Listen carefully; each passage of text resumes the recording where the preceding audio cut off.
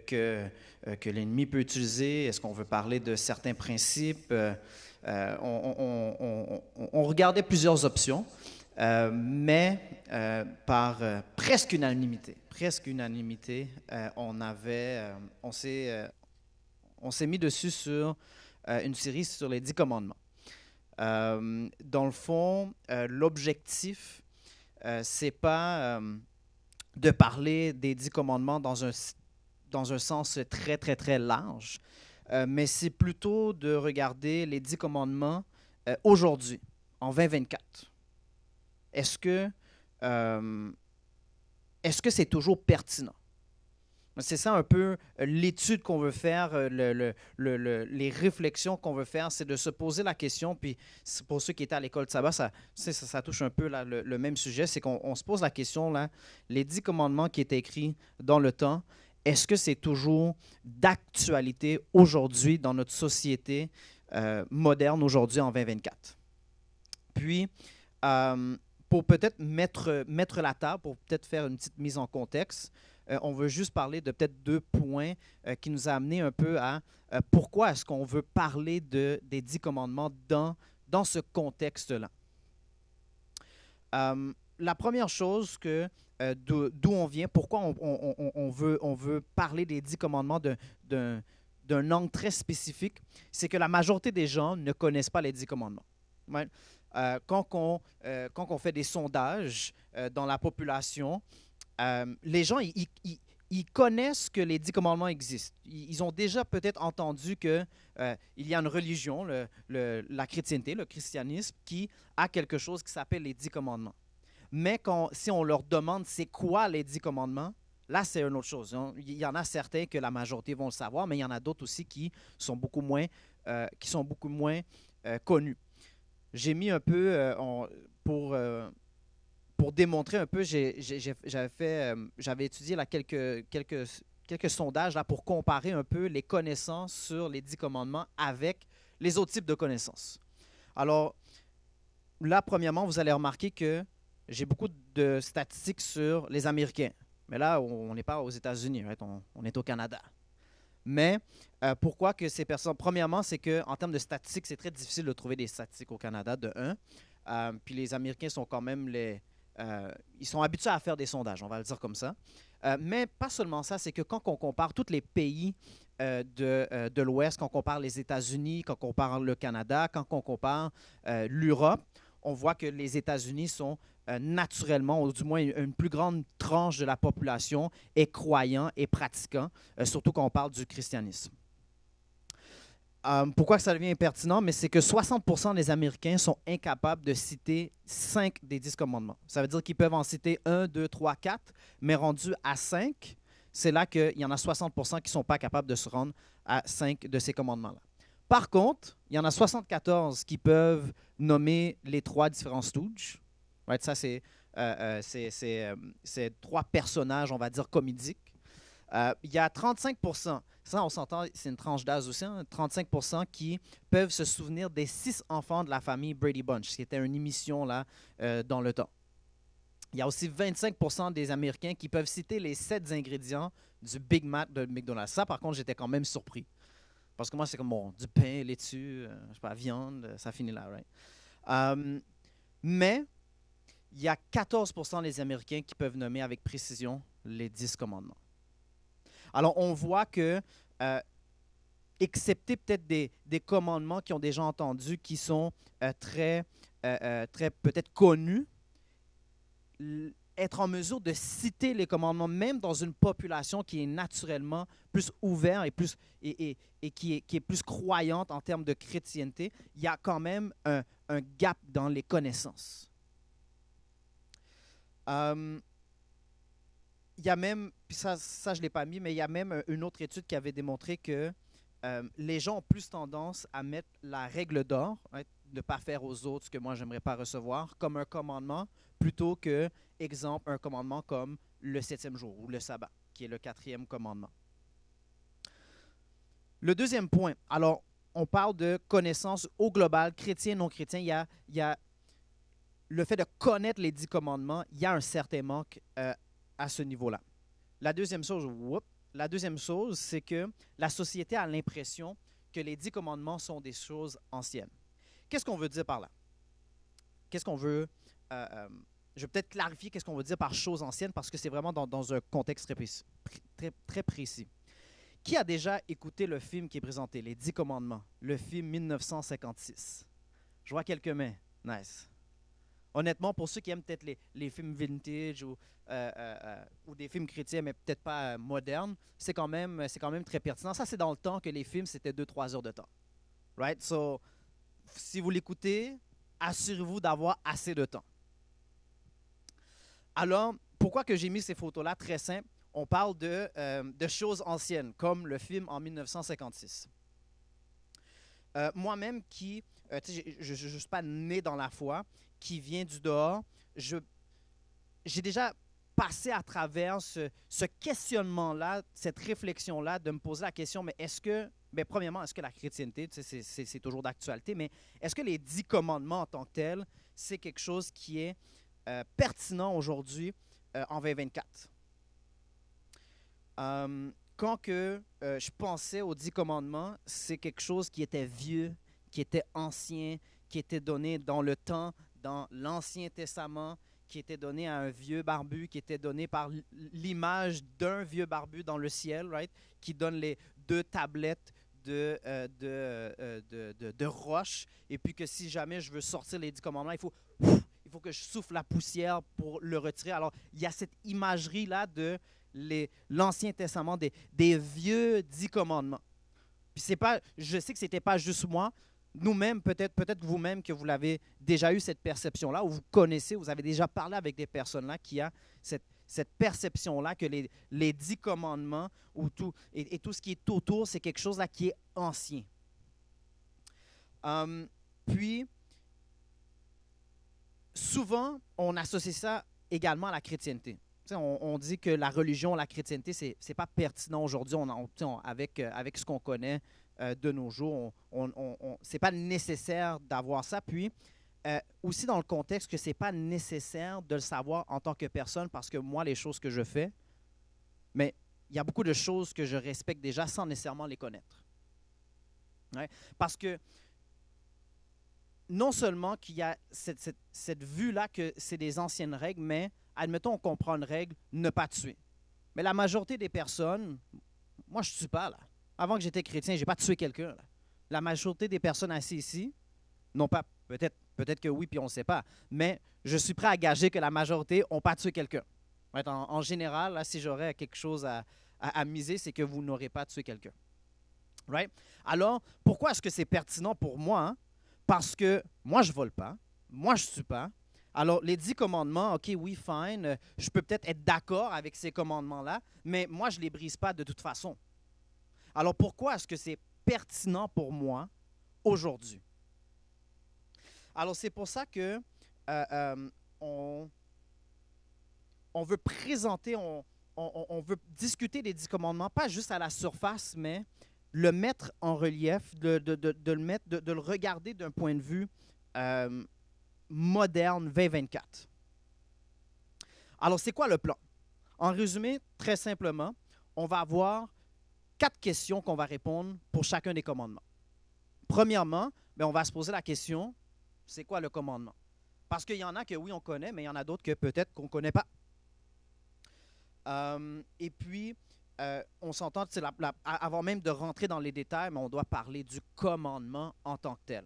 Puis ce qu'on va faire, c'est qu'à chaque sabbat, à chaque samedi matin, on va parler d'un des commandements. Puis on va faire 1, 2, 3 jusqu'au 10e commandement. On va prendre un sabbat par commandement pour vraiment prendre notre temps là pour chacun de ces sujets-là.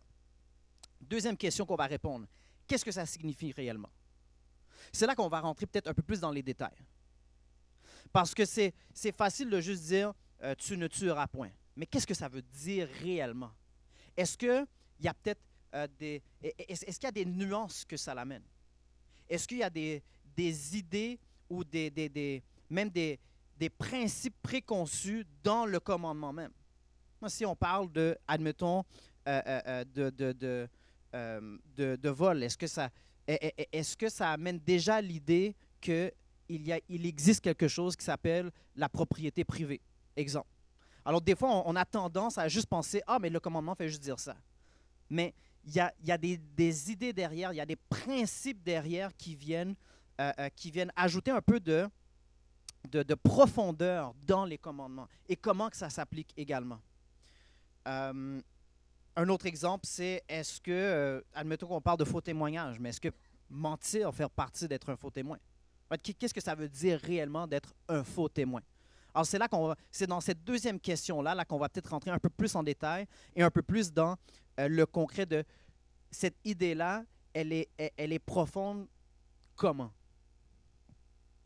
Troisième, est-ce que c'est toujours d'actualité? Qui est la vraie question qu'on se pose. En 2024, est-ce que c'est toujours d'actualité? Pourquoi est-ce que je devrais suivre le commandement? Il sert à quoi? Qu'est-ce qui arriverait si tout le monde ne suivrait pas le commandement? Ça donnerait quoi comme société? Ça donnerait quoi comme monde? Mais pourquoi est-ce que moi, si tu me parles de commandement 1, 2, 3, en anglais c'est « Why should I care ?» Pourquoi est-ce que moi je devrais... Ça change quoi à ma vie? Pourquoi est-ce que c'est pertinent que je le suive? C'est là qu'on va rentrer aussi dans un peu plus des choses, dans la connaissance un peu plus pratique de l'utilité des commandements. Pas parce qu'ils ont été créés, parce qu'ils sont utiles, mais parce qu'ils ont une utilité qui sont attachés à chacun des commandements. Et la quatrième question, comment est-ce que le monde essaie-t-il de nous faire transgresser le commandement? Comment est-ce que le monde nous influence? Comment est-ce que la société peut nous influencer à détourner ces commandements-là, à ne pas vivre nos vies selon ces commandements-là? C'est sûr que, puis on va avoir après, on arrive déjà avec certains préconçus. Il y a quelques semaines, j'avais prêché sur si j'étais le diable. Et puis, l'idée, c'était que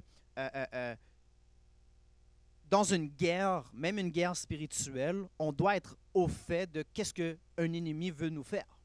Ça fait partie des bonnes stratégies de guerre. Mais en tant que chrétien, que vous soyez chrétien ou non chrétien, vous avez déjà entendu parler de cette idée d'un diable. Mais si Dieu, on fait partie de l'équipe de Dieu, et puis il y a un ennemi qui essaie d'être contre nous, mais c'est quoi les stratégies qu'il utilise? Right? Alors, en tant que chrétien, on croit que la société veut influencer, que ce soit l'Église, les chrétiens ou même les non-chrétiens, de vivre d'une certaine façon. Alors, comment est-ce que le monde essaie de me faire transgresser ces commandements? C'est là qu'on va avoir quand même des discussions intéressantes. Je donne comme exemple, est-ce qu'il y a une relation entre le mouvement MeToo et être un faux témoin? Est-ce qu'il y en a une ou il n'y en a pas? Comment est-ce que ça s'applique? Ça devrait être quoi à notre réaction? Toutes ces questions-là sont attachées à un certain commandement. Alors, avec ces 4 points-là, l'objectif, c'est que chacun des commandements, on puisse l'expliquer c'est quoi, rentrer peut-être plus en détail et de démontrer aussi pourquoi est-ce que c'est pertinent pour nous et comment est-ce que, considérant que c'est pertinent, comment est-ce que la société essaie de nous influencer pour ne pas suivre ces commandements. Alors, on a parlé de contrat ce matin, on veut peut-être faire des petites clauses. Première clause, on présume l'existence de Dieu et du diable. Ce n'est pas une présentation pour démontrer l'existence de Dieu, démontrer l'existence du diable, de parler de conflit. On avait fait une série en début d'année par rapport... C'est en début d'année, me semble? Oui, c'est en début d'année. Sur l'existence de Dieu. Mais on s'entend, ce n'est pas à chaque message qu'on doit... On va pas être en mesure, dans les délais, de faire une preuve pour Dieu et après ça parler du commandement. Alors, on présume déjà que il y a Dieu et il y a un ennemi qui sont en conflit. La deuxième chose qu'on présume, en fait, c'est que ce n'est pas nécessaire d'être chrétien. Donc, si vous n'êtes pas chrétien, admettons là, que je ne connais rien sur la Bible, je ne connais rien sur Dieu, je ne suis pas croyant non plus, mais vous n'avez pas besoin d'être croyant ou de connaître certaines choses pour venir à la série. C'est en fait, l'objectif, c'est de le regarder d'un œil, pas juste chrétien, mais applicable à notre société aujourd'hui. Et puis, troisième clause, il ne s'agit pas d'une série sur le salut. Parce que là, des fois, quand on parle de de commandements ou de façon d'agir. Souvent, après ça, on tombe dans le questionnement, mais là, est-ce que j'ai besoin de le faire pour être sauvé? Si je ne le fais pas, est-ce que je ne suis pas sauvé? On ne parle pas de ça. Ce n'est pas l'objectif de la série. Ce n'est pas de parler de comment être. C'est pas voici les 10 façons pour entrer au ciel. Right? C'est pas ça le nom de la série. Okay? Alors, c'est fait pour. C'est fait par exprès. Il y a une relation entre le salut et d'agir d'une certaine façon, oui, mais l'objectif, ce n'est pas d'entrer dans cette dynamique-là. Okay? Alors, ce n'est pas vraiment une série là sur le salut en tant que tel. On va vraiment se concentrer sur les 10 commandements. Alors là, on va juste terminer de mettre la table sur les 10 commandements en tant que tel. Alors, avant le sabbat prochain de parler, de commencer avec les 10 commandements, on veut peut-être faire une petite mise en contexte. C'est quoi les 10 commandements juste? Alors, des fois, vous avez peut-être entendu parler du décalogue. Right? C'est la même chose, les 10 commandements. Puis, décalogue, en fait, ce que ça veut dire, c'est comme les 10 mots ou les 10 paroles. Des fois, c'est aussi traduit comme les 10 énoncés ou les 10 déclarations. C'est plus tard que ça a été transcrit comme 10 commandements, mais auparavant, c'était connu comme les 10 paroles, les 10 mots. Ces 10 commandements-là sont trouvés dans Exode 20, de 1 à 7 et Deutéronome 5, 1 à 12. Ça, c'est 1 à 17, désolé, oui, c'est Exode 20, 1 à 17 et puis Deutéronome 5, 1 à 22. Dans le fond, c'est 2 places dans la Bible. C'est dans les 5 premiers livres. Alors, Exode, c'est le 2e livre. Deutéronome, c'est le 5e livre. Où est-ce que les 10 commandements sont écrits tels quels, on va dire en tant que liste. Et puis, dans ce temps-là, les déclarations en tant que telles avaient été faites. Mais après ça, ils ont été écrits sur 2 tablettes de pierre. Hein, avec l'image, là, on le voit. Puis c'est un peu l'image que la population générale pense quand on pense aux 10 commandements, c'est les 2 tablettes de pierre. Mais plus tard, elles ont été écrites sur 2 tablettes de pierre, qui est appelées les tablettes de la loi ou les tablettes de l'alliance. Et puis, après ça, ces tablettes-là, puis ça, on l'a vu un peu ce matin, là, ces tablettes-là avaient été mises dans ce qu'on appelle l'Arche de l'Alliance. Puis on va en parler là juste un peu. Ces lois-là, ces 10 commandements, dans le fond, sont vus comme étant très importants. En fait, si jamais vous entendez peut-être certains pasteurs prêcher ou des théologiens, souvent, ce qu'on va entendre, puis ça c'est juif ou chrétien, ce n'est pas une réalité juste chrétienne. Là. Mais souvent, on va entendre que toutes les autres lois dans la Bible sont basées sur ces 10 commandements-là. C'est comme la base, les 10 commandements, et puis tout le reste découle c'est comme des détails de ces 10 commandements-là.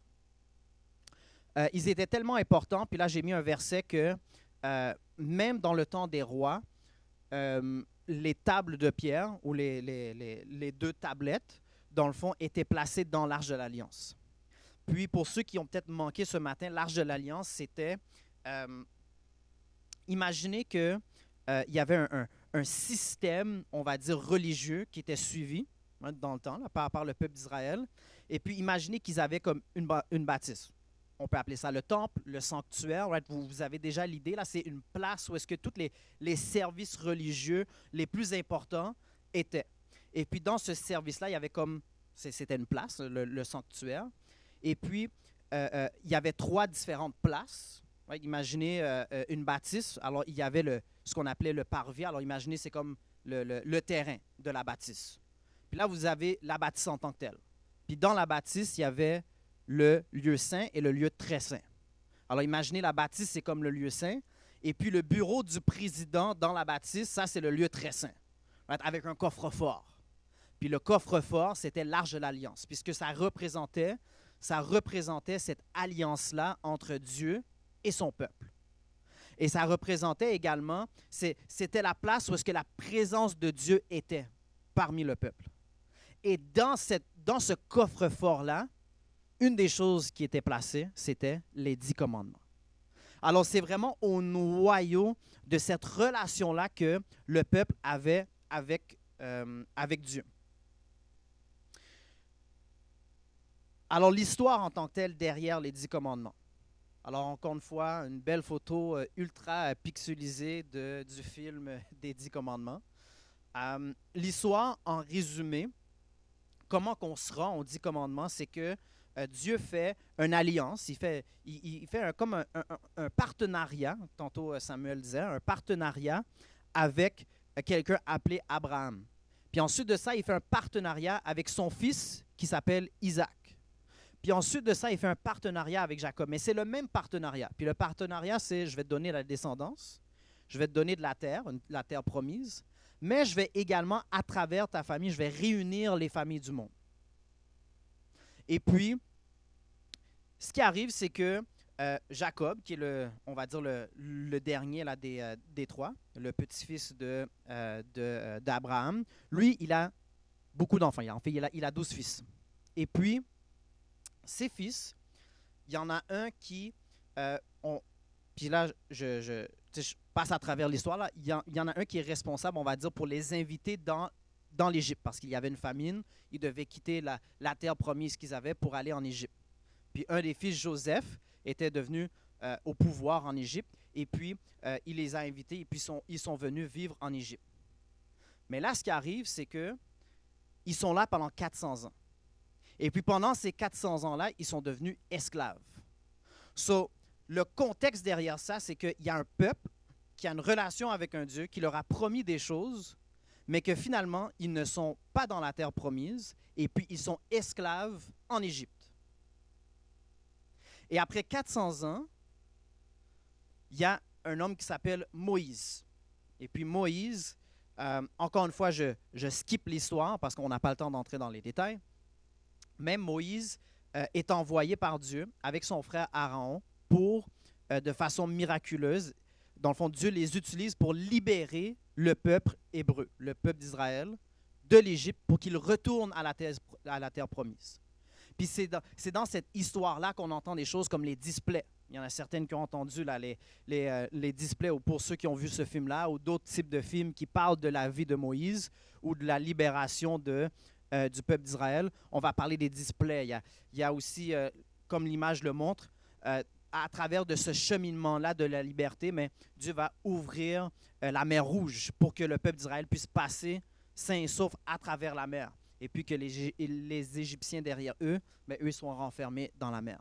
Alors de façon miraculeuse, Dieu va faire plusieurs miracles pour finalement les amener 3 mois après qu'ils soient libérés de l'Égypte. Ils vont finalement se rendre à Mont Sinaï. Des fois, c'est appelé le mont Horeb.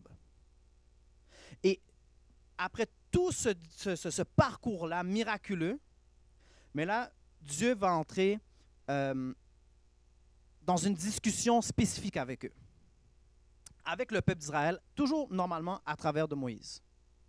Et puis ce qu'il fait, c'est que premièrement, il leur rappelle que voici ce que j'ai fait pour vous. T'sais, je vous ai libérés, vous étiez des esclaves, je vous ai libérés de façon miraculeuse. Et il leur dit, mais je vais vous transformer dans un peuple de prêtres. Puis l'objectif de ça, c'est que le prêtre était supposé de créer une connexion entre le peuple et Dieu. Alors, s'ils sont une nation de prêtres, mais eux, c'est comme, vous pouvez penser, c'est comme l'Église. Alors, c'est un peu la relation entre le monde et Dieu. Alors, c'est ça leur rôle. Et dans ce discours-là, là, on est rendu dans Exode 19, pardon. Il va après ça leur donner les 10 commandements de façon orale. So, à travers Moïse, ils vont dire, OK, voici les 10 commandements, partage les 10 commandements avec le peuple. Et c'est là qu'on est dans Exode 20. Alors, la première fois, Moïse va dire les 10 commandements au peuple de façon verbale. Et ensuite de ça, avec les circonstances, Moïse va finalement monter dans la montagne. Et c'est après ça que Dieu lui donne des tablettes. Puis en fait, les premières tablettes, elles étaient dites d'être faites de saphir. Ce n'était pas comme une roche qu'on trouve par terre. C'était du saphir. Et puis, Dieu lui donne 2 tablettes avec les 10 commandements dessus. Puis là, Moïse redescend la montagne. Puis là, en très peu de temps, le peuple d'Israël décide de faire, on va dire, des choses pour les 18 ans et plus, right? Qui ne sont pas nécessairement sanctifiées. right, qui ne sont pas des bonnes choses. Et puis, finalement, mais dans sa colère, Moïse brise les tablettes du commandement. Là, il retourne en haut de la montagne. Là, Dieu lui dit, OK, cette fois-ci, c'est toi-même qui va tailler la roche. Mais malgré que Moïse taille la roche, c'est Dieu lui-même qui écrit les 10 commandements. Alors, les deux fois que les 10 commandements sont écrits sur les tablettes, c'est Dieu lui-même qui les écrit. Ce n'est pas Moïse. Et ça devient quand même quelque chose qui est intéressant. Et puis ensuite de ça, ils mettent les tablettes dans l'Arche de l'Alliance. Alors, pourquoi la mise en contexte, elle est importante? C'est qu'il y a toute une histoire derrière par rapport à un Dieu qui fait des promesses, qui fait une alliance, un Dieu qui va respecter cette promesse-là, qui va accomplir cette promesse-là. C'est très fortement relié, pas juste à une personne, mais à un peuple en tant que tel. Et c'est après ça qu'on a, dans Exode, je pense que je suis un peu trop loin, et voilà. Dans Exode 20, où est-ce qu'on retrouve les 10 commandements, il y a cette phrase-là.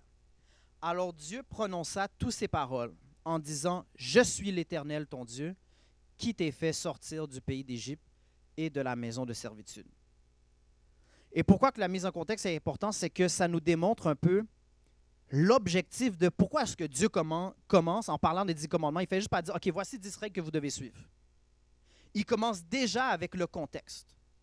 Parce que ce qu'on doit comprendre, c'est que l'idée que Dieu a sauvé, a délivré son peuple de façon miraculeuse, l'objectif, c'était de démontrer son caractère.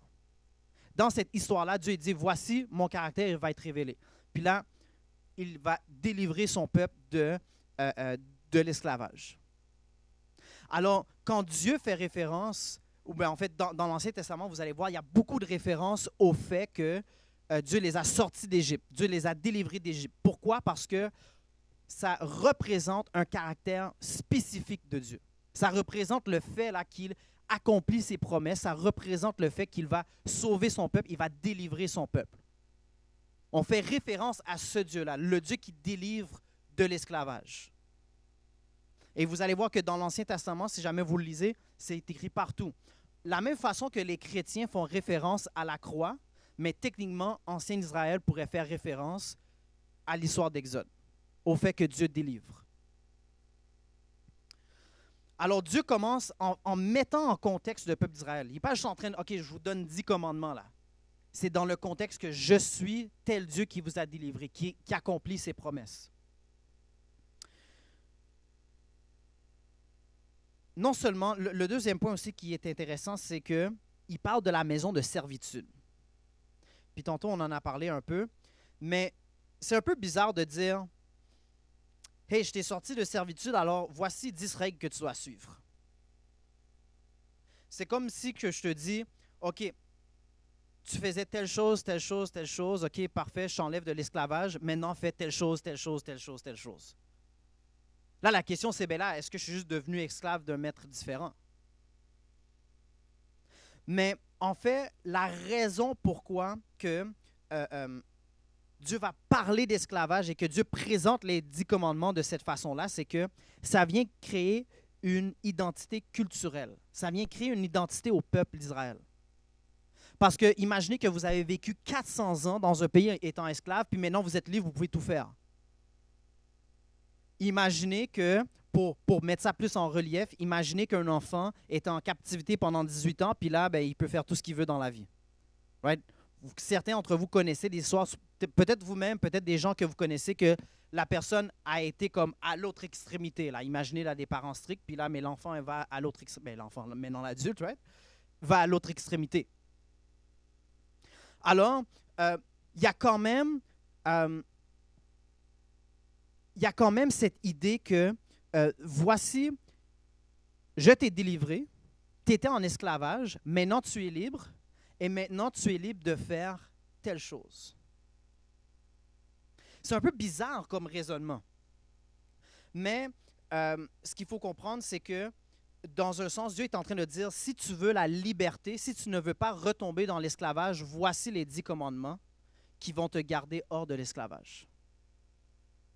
Parce que, puis vous avez peut-être déjà entendu des chrétiens dire ça, mais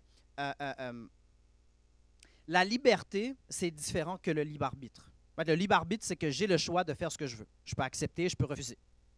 Mais la vraie liberté, c'est d'être en mesure de faire les choses que j'ai été créé de faire sans qu'on m'en empêche. Right? C'est pas que je peux faire toute chose. Ça, c'est le libre arbitre.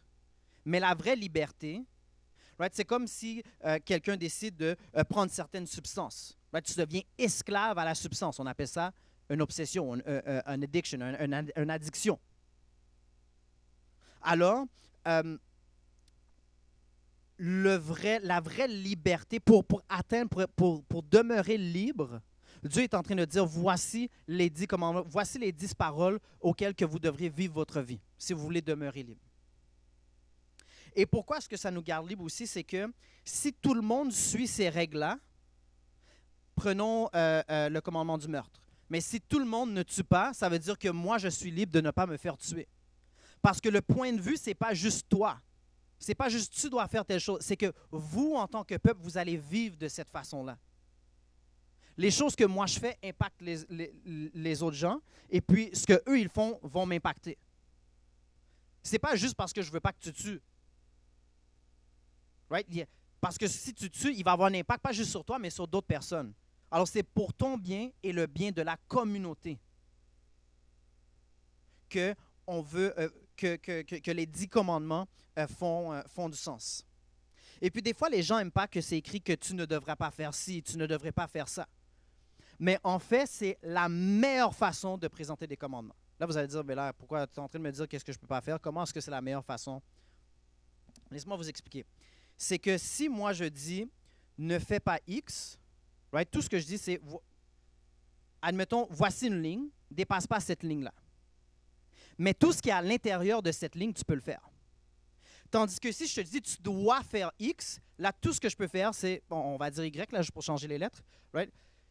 Là, tout ce que je peux faire, c'est Y. Right? Alors, de donner des contraintes, de dire tu dois faire ça, c'est beaucoup plus contraignant que de dire mais dépasse pas ces lignes. So, imaginez, il y a comme 10 lignes qui se tracent, puis tout ce qui est à l'intérieur de ces lignes-là, vous pouvez le faire. Puis on le voit aussi comme exemple dans le Jardin d'Éden. Right? Où est-ce que, si vous avez déjà entendu l'histoire de Adam et Ève, où est-ce que Dieu va dire à Adam et Ève, vous mangerez de tous les fruits excepté un. Alors voici, tu ne mangeras pas du fruit de l'arbre de la connaissance du bien et du mal. Right? C'est le même principe. Même dans la loi, souvent, surtout aujourd'hui, on parle des droits. T'sais, on a des droits. Mais il y a deux types de droits. Il y a des droits qu'on appelle négatifs et des droits positifs. Je vous donne un exemple. Un droit positif, c'est j'ai le droit à avoir un cellulaire. Et pas dans le sens que j'ai la possibilité de l'avoir, mais j'ai un droit, je dois avoir un cellulaire. On va le dire comme ça, c'est comme une exigence. Mais ça veut dire qu'admettons Samuel qui a la compagnie de cellulaire, mais Samuel doit me faire un cellulaire. Il ne peut pas me faire un cellulaire parce que c'est mon droit de l'avoir. La différence avec ça, c'est que personne ne peut t'empêcher d'avoir un cellulaire. Ça, c'est le côté négatif. Alors, qu'est-ce que ça veut dire? C'est que ça ne dit pas Samuel doit être quelqu'un qui, on a besoin, je dis Samuel, mais n'importe qui. Ça veut dire qu'il y a quelqu'un qui doit être choisi pour créer les cellulaires pour ces personnes-là. Tandis que si je dis personne n'a le droit de t'enlever ou de t'arrêter à te créer un cellulaire, mais ce que ça veut dire, c'est que personne ne peut me dire, oh, toi, tu ne peux pas avoir de cellulaire. Mais ça ne veut pas dire non plus que Samuel est obligé de me donner un cellulaire. Parce que quand on parle de droit positif, ça fait une exigence sur une des personnes. Tandis que quand on parle d'un droit négatif, mais c'est juste que ça te protège de quelque chose. Et d'ailleurs, c'est ce qu'on voit, admettons, dans la Constitution américaine. Quand on parle du premier amendement, deuxième amendement, c'est écrit de cette façon-là. Right? Personne n'a le droit de t'enlever ton your free speech, alors liberté d'expression, liberté religieuse, etc., etc. C'est écrit de cette façon-là. Personne, en fait, c'est le Congrès ne passera pas de loi qui vous enlève cette chose-là. Même chose pour les armes à feu. Right? Personne ne vous arrêtera de vous protéger, d'avoir un arme à feu, etc. C'est écrit d'une façon qui est un droit négatif pour éviter que cette personne-là est obligée de le faire. Alors, c'est pour ça que quand on parle de parole, tu ne devras pas, en fait, on a cette pensée-là que c'est contraignant, mais ça, c'est le message que le serpent donne, que le diable donne à Adam et Ève, que c'est contraignant. Mais en réalité, ce n'est pas autant contraignant que, là, on s'entend, ça dépend, là, parce que si toutes les choses sont pas permis, là, on s'entend, oui, ça devient contraignant, il y a une limite, mais on voit quand même la différence. Et puis, si tu veux un peuple qui est libre, tu vas vouloir l'orienter de cette façon-là, de dire, tu ne feras pas ci, tu ne feras pas ci. Lorsque l'Éternel eut achevé de parler à Moïse sur la montagne de Sinaï, il lui donna les 2 tables de témoignage, tables de pierre écrites du doigt de Dieu. Pourquoi est-ce que c'est important? C'est que souvent, on pense que les 10 commandements, ça a été donné à un peuple spécifique. Mais ça vient démontrer que c'est des lois, ce n'est pas des lois d'un homme, ce n'est pas les lois de Moïse qu'il a fait. C'est les lois de Dieu. Alors, il y a cette importance-là, et on en a parlé ce matin, mais même avant Moïse, Caïn, il y a une histoire où est-ce qu'il y a 2 frères, puis il y en a un qui tue l'autre frère. Mais ce n'était pas écrit, là. Il n'y avait pas de tablette dans le temps de Caïn et Abel qui disait « tu ne tueras point ton prochain ». Mais c'était déjà sous-entendu que c'était une mauvaise chose. Pourquoi? Parce que ces principes-là, ce n'était pas relié à la tablette, ce n'était pas relié à l'homme Moïse. C'était relié à des principes, des façons de vivre qui existaient bien avant, qui sont reliés pas à l'homme, mais plutôt à Dieu. Et je vous laisse, parce qu'on doit terminer, je vous laisse avec ce verset. « Mais voici l'alliance que je ferai avec vous, avec la maison d'Israël. Après ces jours-là, dit l'Éternel, je mettrai ma loi au-dedans d'eux, je l'écrirai dans leur cœur, et je serai leur Dieu, et ils seront mon peuple. » Je suis convaincu que les 10 commandements sont même révolutionnaires, je dirais. Et puis qu'ils sont encore plus d'actualité aujourd'hui qu'ils étaient auparavant. Je crois que c'est des principes qui sont cruciaux aux individus, mais aussi aux communautés. Et puis, si tout le monde suivrait ces commandements, on aurait beaucoup plus, le monde serait une meilleure place. Alors, si jamais vous questionnez, mais est-ce que c'est vraiment d'actualité? Vous voulez en connaître, c'est quoi exactement ces commandements-là? Peut-être que vous ne les connaissez pas tous les 10. Revenez sabbat prochain, on commence. On va parler du premier commandement. Alors là, on a un peu de temps. Je vais ouvrir pour... si vous avez des questions, levez la main par rapport au sujet ou même par rapport à la série. Et je vais boire un peu d'eau. Yanissa.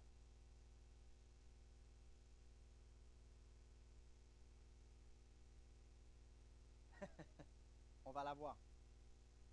Est-ce que quelqu'un ne pourrait pas dire, une personne non croyante, mettons, quand on t'explique par exemple que ta liberté s'arrête là où commence celle de l'autre. Exemple simple, pendant le Covid, genre les gens qui ne voulaient pas porter de masque, les gens qui voulaient porter des masques. Est-ce que quelqu'un qui ne croit pas pourrait pas dire que les commandements, l'existence des commandements restreint leur liberté parce que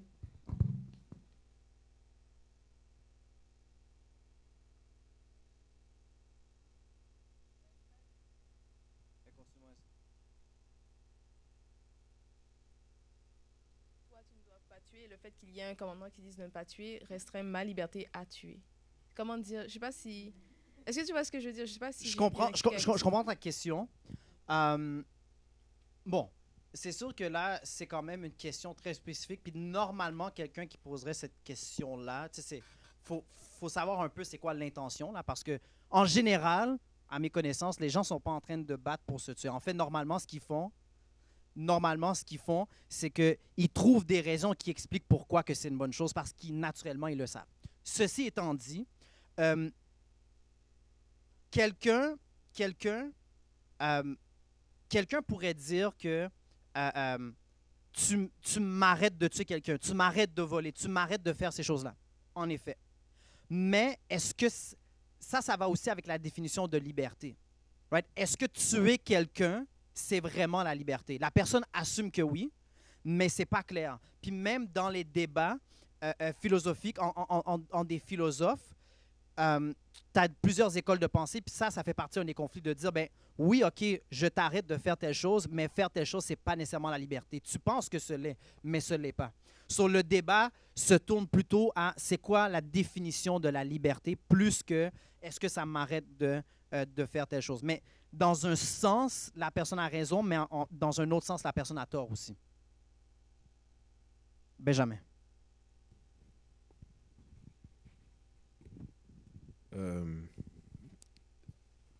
Commandement 5 à 10, ça va.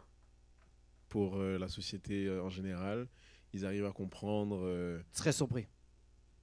Ce sont ceux qui sont les plus faciles oui, c'est vrai. à expliquer oui. concernant la liberté oui, et le bien-être que ça peut causer à la société. Commandement 1 à 4, ce sont un peu plus ceux qui sont plus difficiles. Plus difficiles, c'est-à-dire pas d'autre Dieu devant ma face, pas d'image taillée, le sabbat, et j'en ai oublié un, c'est... Prendre le nom de Dieu en vain. Ah, le nom de Dieu en vain. On les travaille, tu sais, Oui, c'est ça. Comment... j'imagine qu'on va répondre à ça dans les prochaines semaines. T'as déjà répondu à ma question. Parce que je voyais un peu où c'était. Ben, viens. Mais au pire, pose sa question, puis je vais commencer. Et en fait, je ne sais pas vraiment si j'ai une question, mais c'est plus une façon de dire ce sont des commandements beaucoup plus difficiles à défendre dans la société actuelle et qui pourraient de manière plus facilement être réfutés par la société en général. Pas d'autre Dieu devant ma face. Pas d'autre Dieu. Oula. Oui, non, c'est ça? Non. Pas d'autre. Ouais. Tu n'auras pas d'autre Dieu.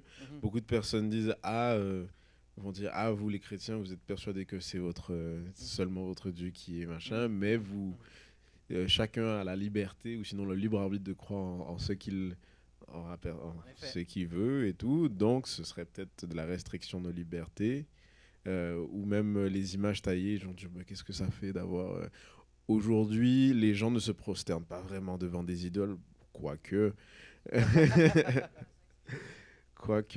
Mais ils sont beaucoup plus difficiles à défendre. J'ai pas de questions, en fait. mais au pire, je vais parce que tu sais, il y a implicitement une question, c'est comment est-ce que tu fais pour les défendre. Ouais, exact. C'est sûr que, bon, première chose que je vais dire, mais c'est amplement pour ça que tu devrais venir au prochain message. Mais autre que ça, c'est que il y a des commandements les commandements qui sont moins acceptés vont être plus difficiles à défendre. Et puis, c'est sûr que dans la série, on a comme 30-45 minutes à en discuter, mais on ne pourra pas répondre à toutes les questions. Mais c'est bon si vous venez, ayez vos questions parce qu'au moins ça peut faciliter l'échange. Et je dirais aussi qu'il y a d'autres facteurs qui viennent toucher aussi tout ce qui est par rapport à l'existence de Dieu. Right? Parce que c'est pour ça qu'on sort ça en tant que présumé. On présume déjà l'existence de Dieu parce qu'après ça, c'est est-ce que... parce que nous, on va dire, le monde va être meilleur. On va présenter, le monde serait meilleur ou pourquoi c'est pertinent à cause que voici les impacts. Puis là, quelqu'un d'autre va dire les autres impacts. Puis en bout de ligne, mais tu as comme deux cas qui sont présentés entre toi, puis c'est à toi de choisir. Puis je pense que tu l'as bien dit, c'est que en effet, Dieu permet le libre arbitre. Tu peux choisir un autre Dieu si tu veux. Absolument. Tu as le droit de choisir un autre Dieu. Maintenant, est-ce que tu es vraiment libre si tu le fais? Ça, c'est une autre question. J'avais vu une autre main ici avant Yanissa. Non? OK, Yanissa. Ah.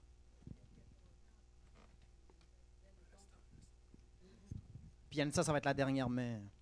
C'était vraiment en continuité avec ce que Yanissa disait, dans le sens, la même question, mais tu n'auras pas d'autre Dieu devant ma face, pour quelqu'un qui dit, ça me brime dans ma liberté d'avoir d'autres dieux, par exemple. Je pense que tu as donné quelques éléments. Oui, c'est ça. C'est que tu as le libre arbitre de choisir, mais es-tu vraiment libre? Puis dites-vous que tout Dieu demande quelque chose.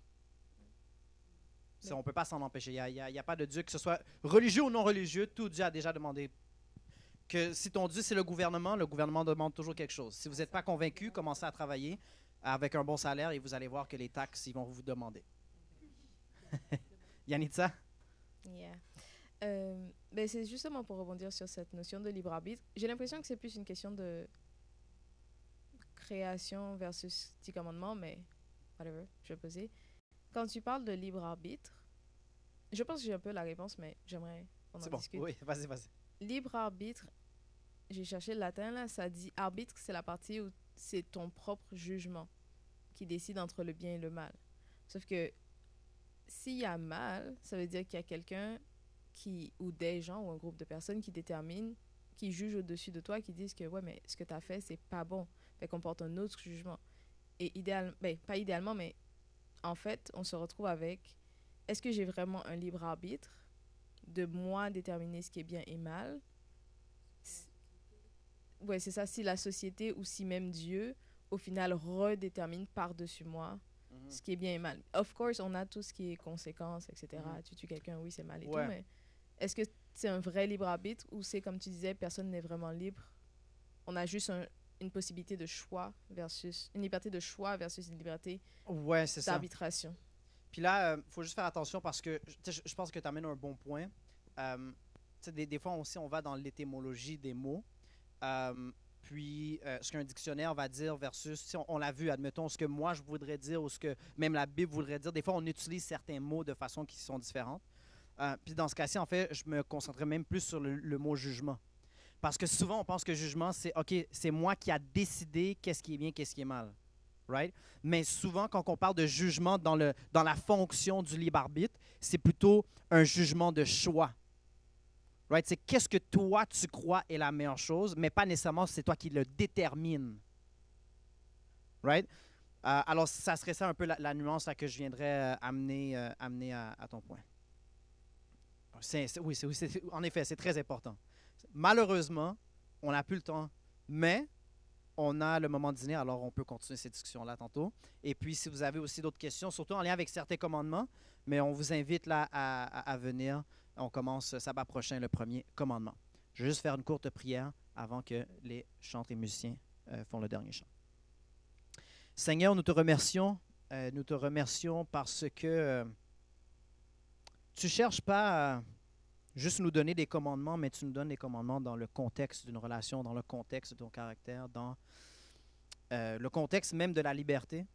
Tu vois que nous avons des questions, des discussions intéressantes à avoir par rapport à tous ces sujets-là. Alors, nous te demandons, Seigneur, que nous n'ayons pas de barrière par rapport aux messagers, mais que toutes personnes puissent recevoir le message personnel que tu as pour eux.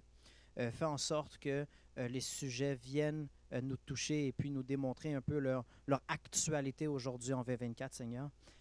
Permets en sorte, Seigneur, que pour tous ceux qui sont intéressés, qu'ils puissent avoir la disponibilité pour venir, Seigneur, écouter et échanger là, sur ces messages. Pardonne nos péchés, sois avec nous pendant le reste du sabbat, bénis-nous, protège-nous, guide-nous. Nous t'aimons au nom de ton Fils Jésus. Amen. Bon sabbat.